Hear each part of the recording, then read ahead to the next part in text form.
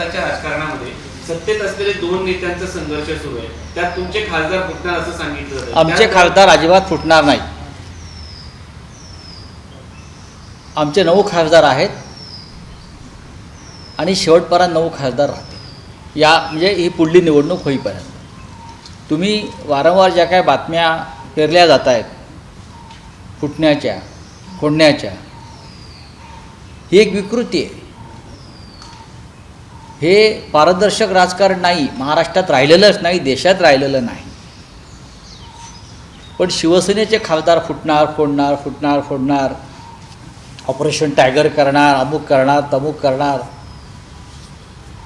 तुमच्या खुर्चीखाली सुरुंग लागले ते आधी बघा, आणि ते भाजपनेच लावलेले आहेत.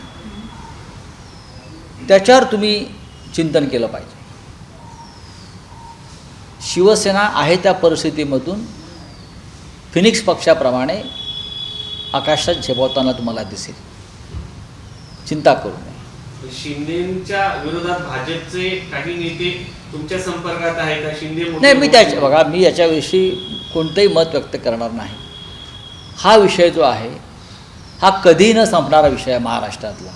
हे तुमच्या संपर्कात आहेत का, ते तुमच्या संपर्कात आहेत का,